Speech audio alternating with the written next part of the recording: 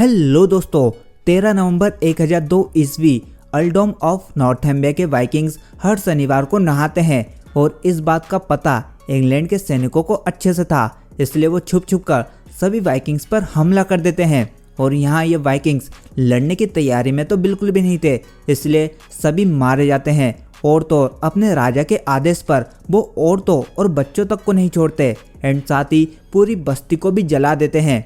वहीं दूसरी ओर हम आइसलैंड में बच्चों को आपस में युद्ध करता हुआ देखते हैं, जो कि युद्ध का नाटक कर रहे होते हैं। एंड इस नाटक में थोरफिन पहले ही मर चुका होता है और थोरफिन इसी बात से नाराज रहता है कि वो हमेशा युद्ध में सबसे पहले ही क्यों मारा जाता है। वहीं बगल में पड़ा फेक्सी कहता है कि चुप रहो, मुर्दा बातें नहीं करते।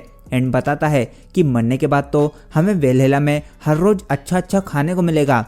लेकिन थोरफिन उसे बताता है कि वेलहेला में सिर्फ शक्तिशाली योद्धा ही जाते हैं और वो सोचता है कि क्या उसकी माँ और बहन भी वेलहेला जाएंगे। तभी लीव वहाँ पर आकर बोलता है कि अगर तुम ऐसे ही बर्फ में पड़े रहे तो बीमार जरूर पड़ जाओगे। थोरफिन को यहाँ पर पता चलता है कि लीव कल जा रहा है। लीव बताता है कि वो कहीं घूमने नहीं जा रहा, बल्कि सामानों का व्यापार करने के लिए नॉर्वे जा रहा है और इन चीज़ों के बदले उसे वाइन मिल सकती है। अब थोरफिन भी लीव के साथ आना चाहता है, पर लीव उसे साफ मना कर देता है, ये बोलते हुए कि समुद्र बहुत ही खतरनाक है। और बताता है कि मुझे साल के अंत तक वाइन लेकर लौटना होगा, क्योंकि मुझे जीसस क्राइस्ट का जन्मदिन बनाना है। तभी लीव को अपनी ओर आता एक लड़ाकू जहाज दिखता है और वो ये बात थोरफिन को जल्दी से अपने पिता को बताने के लिए कहता है।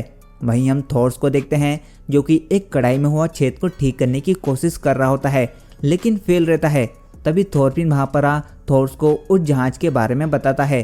वहीं तट पर सभी गांव वालों को ये लगता है कि ये लोग उनके गांव पर कब्जा करने आए हैं, क्योंकि ये सैनिक कोई मामूली सैनिक तो लग नहीं रहे। तभी वहाँ पर थॉर्स पहुँच जाता है और वो उन्हें पहचानता है, जो कि रहते हैं जोम्स वाइकिंग्स। और वो सभी थॉर्स के सामने अपना सर झुकाते हैं, जिसे देखकर वहाँ खड़े सभी के सभी लोग चौंक जाते हैं। थॉर्स कहता है कि मुझे लगा नहीं था कि तुम मुझे ढूंढने इतनी दूर तक आओगे। फ्लोकी बोलता है कि मुझे भी नहीं लगा था कि तुम इतनी दूर यहाँ पर छुप कर बैठोगे। वैसे हम नॉर्वे की लड़ाई के बाद से अब मिल रहे हैं, मैं सब बताता हूँ, लेकिन पहले मुझे गाँव के अंदर तो आने दो। इसके बाद दोनों एक कमरे में बैठते हैं, जहाँ बाहर से एरी, थोरफिन, यलवा सभी छुपकर उन्हें देख रहे होते हैं। फ्लोकी थॉर्स को बताता है कि डेनरा में अंग्रेजों ने कई डेन्स को मार डाला है और इसमें डेनमार्क के राजा स्वेन की बहन राजकुमारी भी मारी गई है, जिससे अब राजा अपनी बहन की मौत का बदला लेने के लिए इंग्लैंड पर आक्रमण करने की तैयारी कर रहे हैं। इसलिए राजा ने सभी योद्धाओं को वापस लौटने को कहा है और जो अब योद्धा नहीं रहे उन्हें भी आने को बोला है। और तुम्हें लाने का काम मुझे सौंपा गया है। तुम तो शुक्र मनाओ कि तुम्हारे 15 साल पहले युद्ध से भागने के बाद भी राजा ने तुम्हें माफ कर दिया और पूरे सम्मान के साथ तुम्हें सेना में वापस लौटने का मौका मिल रहा है। थॉर्स कहता है कि तुम्हें यह बताने के लिए लड़ाकू जहाज लाने की जरूरत नहीं थी, इससे गांव वाले डर गए हैं। ये सुनकर फ्लोकी बोलता है कि या तो तुम बहुत बदल गए हो या फिर ये गांव वाले बहुत अच्छे हैं, और उन बच्चों की तरफ देखता है, जिसे देखकर वो बच्चे वहाँ से डरकर भाग जाते हैं। अब यहाँ पर वो सभी काफ़ी खुश रहते हैं इस बात को लेकर कि उन्हें अपनी ज़िंदगी में पहली बार युद्ध में लड़ने का मौका मिलेगा। एरी थोरफिन से कहता है कि वो यहाँ पर इतनी दूर से तुम्हारे पिता को लेने आए हैं, लगता है तुम्हारे पिता शक्तिशाली योद्धा रहे होंगे। ये सुनकर थोरफिन को अच्छा लगता है। वहीं मैग्नी को इस बात की चिंता रहती है कि क्या थॉर्स उन्हें अपने साथ युद्ध में ले जाएंगे, जिसे सुन एरी उसका मजाक उड़ा कहता है कि वो कमजोरों को नहीं बल्कि मेरे जैसे मजबूत योद्धाओं को लेकर जाएंगे। और बातें करते करते एरी गलती से एक जोम्स वाइकिंग के योद्धा से टकरा जाता है। एरी जल्दी से उससे माफ़ी मांगता है, लेकिन वो योद्धा उसे बड़ी डरावनी नज़रों से देखता है। वहीं फ्लोकी थॉर्स से कहता है कि अगर तुमने आने से मना कर दिया तो इससे हमारी सेना की बदनामी होगी, जो कि किसी को भी अच्छा नहीं लगेगा। इसलिए मैं यहाँ से खाली हाथ तो नहीं जाऊँगा, तुम समझ रहे हो ना। तभी हम देखते हैं कि सारे जोम्स वाइकिंग ने पूरे गांव को घेर कर रखा होता है, जिससे थॉर्स को मजबूरन हाँ करना पड़ता है। वहीं तट पर लीव सभी को बताता है कि मुझे पता नहीं था कि थॉर्स जोम्स वाइकिंग योद्धा था। एंड बताता है कि ये योद्धा उत्तरी सागर में सबसे ताकतवर योद्धा हैं, जिनसे इंग्लैंड भी कर नहीं वसूल पाता है। तभी वहाँ पर फ्लोकिया सभी को वापस जहाज में आने को बोलता है और वहाँ खड़े सभी गांव वालों को अपने और यहाँ किस काम से आया था ये बताता है। साथ में कहता है कि थॉर्स को अपना खुद का एक लड़ाकू जहाज मिलेगा, तो तुम में से जितने भी योद्धा हो वो थॉर्स के साथ आ सकते हैं। एंड थॉर्स से कहता है कि अब हम सीधा युद्ध के मैदान में मिलेंगे। अब ये सुनकर वहाँ खड़े सारे नौजवान बच्चे बहुत ही खुश हो जाते हैं, क्योंकि फाइनली अब उन्हें युद्ध में लड़ने का मौका मिलने वाला है और सभी जश्न मनाते हैं सिवाय थॉर्स, थोरफिन और लीव को छोड़कर।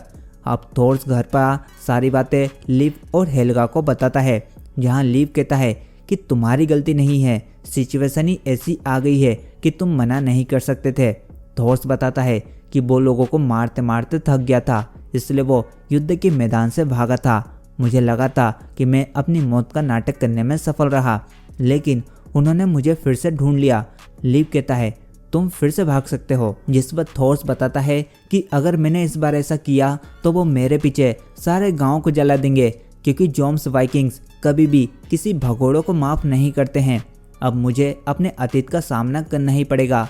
वहीं दूसरी तरफ सभी युद्ध को लेकर बहुत ही खुश रहते हैं और बच्चे भी आपस में युद्ध की प्रैक्टिस कर रहे होते हैं, जहाँ एक बच्चा थोरफिन को पीछे से भाला से गिरा देता है, जो कि थोरफिन को बिल्कुल भी पसंद नहीं आता है और वो गुस्से से उस बच्चे को बेरहमी से मारता है, जिसे देखकर बाकी के बच्चे कहते हैं कि रुको, तुम इस तरह नियम नहीं तोड़ सकते हो। वहीं तट पर हम थॉर्स और बाकी के लोगों को जहाज बनाते हुए देखते हैं। तभी एक आदमी थॉर्स को अपने बच्चे की चोट को देखने के लिए बुलाता है और जाने पर थॉर्स को पता चलता है कि उसका एक हाथ टूट चुका है। वहाँ खड़े बच्चे बोलते हैं कि ये थोरफिन ने किया है, अब हम उसके साथ नहीं खेलेंगे। ये सुनकर थॉर्स सभी से माफ़ी मांगता है और थोरफिन को डांटने का वादा करता है।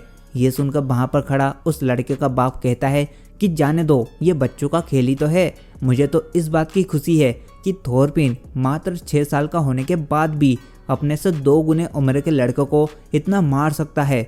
वो बड़ा होकर तुम्हारे जैसा ही शक्तिशाली योद्धा बनेगा। वहीं एरी के पिता उसे कवच और हथियारों का एक सेट देते हैं और बाकी के बच्चे भी अपने अपने हथियार एक दूसरे को बता रहे होते हैं, जिसे देखकर थोरफिन को बहुत ही गुस्सा आता है, क्योंकि उसके पास तो लकड़ी की तलवार होती है।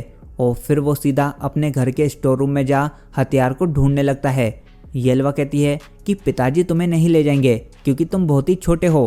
तभी थोरफिन को वहाँ थॉर्स का संदूक मिल जाता है, जिसमें से उसे एक खंजर मिलता है। तभी थॉर्स वहाँ पर उससे वो खंजर ले लेता है, जिससे उसके हाथों से खून बहने लगता है। थॉर्स थोरफिन से पूछता है कि तुम इससे किसको मारना चाहते हो, तुम्हारा दुश्मन कौन है। थोरफिन कहता है हावदान, जिसे सुनकर थॉर्स उसे समझाता है कि उसका कोई दुश्मन नहीं है, ऐसा कोई नहीं है जिसे तुम्हें चोट पहुंचानी चाहिए। थोरफिन बोलता है कि इसका कोई मतलब नहीं बनता, क्योंकि मैं आपके साथ युद्ध में जाऊंगा और सारे दुश्मनों को मार डालूंगा और आप मुझे बच्चा समझने की गलती ना करें।